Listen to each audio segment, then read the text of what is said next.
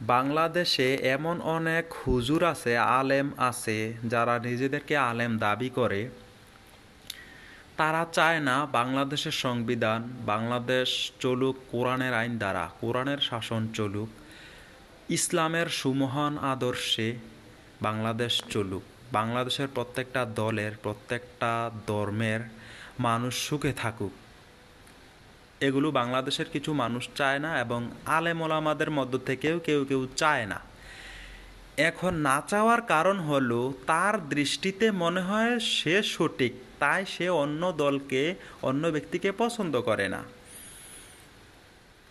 এখন প্রত্যেকটা মানুষের মধ্যে ভুল থাকতে পারে, তারপরও আমি মেনে নিলাম যে, মনে করলাম যে সেই সঠিক, তার মতামত সেটাই সঠিক, মেনে নিলাম। কিন্তু ভাই, আমার প্রশ্ন হচ্ছে, আপনি যে সঠিক, আপনার এই সঠিক তত্ত্ব দিয়ে আপনার এই স্বতন্ত্র দিয়ে, আপনার এই মনোবাসনা, একক মনোবাসনা দিয়ে কি আপনি বাংলাদেশ পরিচালনা করতে পারবেন?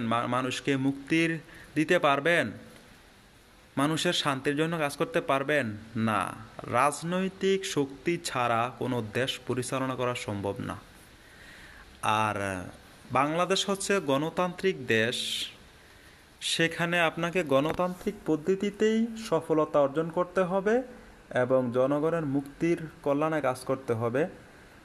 আর আপনি চাইলেই খেলাফতের দিকে ধাবিত হতে পারবেন না, চাইলেই আপনি এই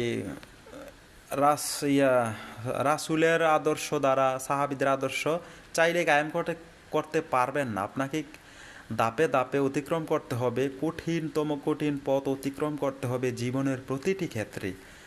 তারপরে আপনার দ্বারা, অমুকের দ্বারা, তমুকের দ্বারা আস্তে আস্তে সমাজ পরিবর্তন হবে এবং আল্লাহ তাআলা ওই দেশে, ভূখণ্ডে শান্তি ফিরিয়ে দিবেন এবং ইসলামের দ্বারা প্রত্যেকটা জাতি সুখে থাকবে।